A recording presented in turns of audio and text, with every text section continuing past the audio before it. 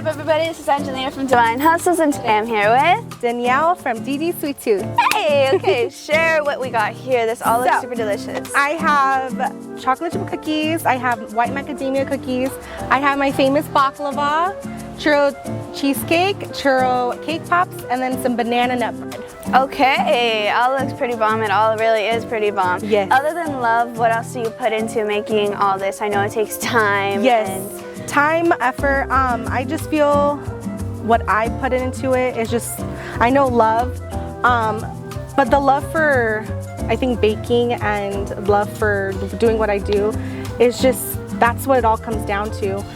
I think just the motivation and drive every day, making something for somebody and making them happy and feel the love that I put into it. It's how ironic, a sweet person making Yes. sweets. And where did that all spark up? What was the first thing you've ever baked in your life? The first thing I baked, I think it was cookies. So when I was 9 years old, I think it was 8 or 9, I did a cooking show with my best friend. Aww. So we actually did recordings of them and we have them all on tape.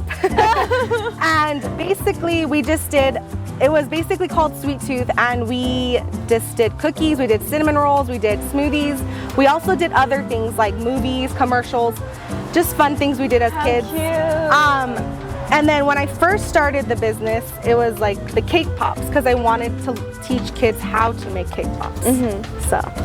Wow, and Yeah. you were 9? I was 9 when I was doing the same recipe for these chocolate chip cookies. Is that same recipe when I was 9. Yeah. So same recipe since I was doing all that. No wonder why they're so delicious. Yeah. Who ever thought a 9-year-old, man? Yes. 8 or 9. I just forget the age. Has baking always been a passion of yours? It's been one of them. So I have 3. I have baking, I have photography, and I have childcare. So working with children. So I've actually done all of that. So obviously photography, taking photos of my product, and then I was a preschool teacher recently, left to do this full time. Oh, yes. I Yes. was going to speak about that too. Oh yes! 9 to 5s and balancing out your passion. Where do you stand on that? So at first, well, like 9 to 5. So when I was doing a 9 to 5 and doing this, it was really tough. Like my husband would look at me like, you're tired. I was like, I know, but I need to do this. Like I have to do this. But doing this now full time, it has really opened my eyes to having more time to do things. Me personally, I get to rest more because I was always on the go. I would never have a day off. Now I have hours and hours of time to just relax. But when I did the 9 to 5 in this, yeah, it was pretty tough. But I did it. I knew my goal, what I wanted to do in life, and Were you afraid? Oh, yeah, I'm still afraid. I'm doing this full time. I'm still afraid of, like, what if I can't pay that bill on time? What if something happens and I can't do this anymore? Like, you know, just all these things were going through my mind. But I think just the will of, I have such a great friends base, customer base. They'll be there to support me in like whatever I do. Whoa, taking up your passion. There's a ton of sacrifices that come along with that, especially this risk that you took right now. But other than that, are there any lumps in the road that you had to go through while developing this? Because how old would you say that this business is? I started around as a hobby about 3.5 years ago. Fully took it on about maybe 2 years ago. But really pushed it this previous year. But yeah. And what made you decide, what in your head was just like, and dude, I admire this a lot about you, because I'm not an adult out there living right now, but you are. Yes. You dropped the income to produce your own. Yes. So that was a lot of people ask me, why did you drop your stable income to do this? I said, you know what? I think everything works out, and that's what I'm going through right now, is everything works out. God will come into your life and say, here is money to pay this bill. Here is the motivation to do this. Here is this, here is that. I feel like God is there and He will give you these blessings. And that's where I'm at in life. Like, if there's a will, there is a way. Yes. Dude, that's scary. And what's the process you spoke about having to get ready for this event? What's the process that you have to undergo, whether it be going to the shop, baking, just all those hours? From start to finish. Start to finish. So usually Wednesday I'll go grab my supplies from my baking store. I go to a different Middle Eastern market to grab the phyllo dough and the butter. And then, so that's my Wednesday. Thursday, I kind of map out everything, what I'm gonna do. For cake pops, I usually do like the cake mix or the cake on Thursday night, let it cool, and then Friday I'll start to mix it up. Friday I bake everything fresh, and then Saturday I got ready. I have everything packed in my car except for the baked goods. All I have to do is just bring my baked goods in the car, and then I come and set up. Set up, meet people. What's the best part about the job, and what's the worst part of the job?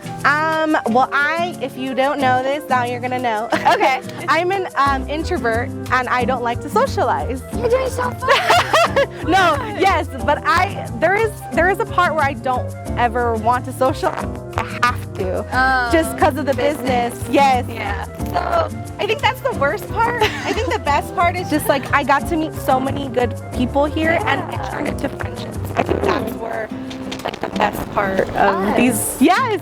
Yeah. Well, you guys. Guys, yeah.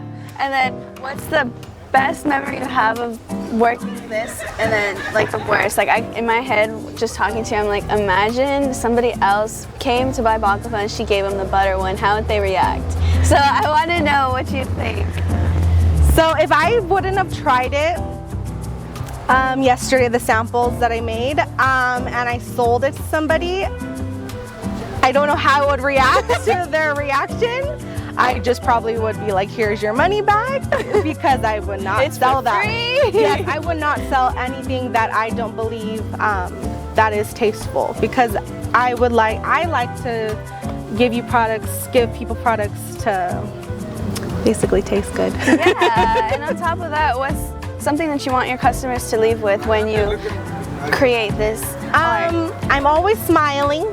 So I want them to remember my smile, but also the flavors that you're gonna experience when you're tasting the products. And then why did you choose to do food? I know you always said that growing up baking was something that was always there. Yes. But outside of that, what's just something that's so special to you? What makes food special to you? I think when I was little, my grandparents, my mom, and us, we were always in the kitchen. So my sister got the food part and I got the baking part. So basically, when my grandpa and my sister would do the food, my grandma would teach me how to do the baklava. So that's when I was that's little. how it started. Yes. So yes, so that is actually my grandma's recipe of the baklava. Yes. Does your ethnicity have anything to do with the baklava? Yes. So my grandparents are from Egypt. I'm half Egyptian. So that is just, I think, a major part of the business, and that is hence the wings, where all this comes from. Like the wings is representing my grandparents that are no longer with us. The baklava on the bottom is my specialty, and then the cake pops are the first desserts I ever made. Wow. With the business. Yeah. I never knew that. Yeah. I was like, why is this so good? Because it comes from... Yes, it's a family recipe from my grandparents. Always. So it was like my grandma and my mom and me. We would all like, they taught us, and then eventually I took on the dessert, so the desserts for the parties. Last time I baked my cake was like, I don't know why, it was like rubber. Oh. Yeah. Maybe you over baked it. It looked good, and then when I ate it, I was like, oh, what's wrong with this? Yeah. Okay. You probably overbaked it, or I think that's the only thing I would say you did. It wasn't a box cake. I did it like yeah, from scratch. Yeah. Okay. But it was it was bad. So yeah, for my cake pops, I don't do from scratch. It's all from box, because you don't really need, I don't know, you just don't really need a scratch cake for cake pops. Just like all done in one bite. Okay. Well, we heard it here, folks. Be kind, support each other, and keep hustling.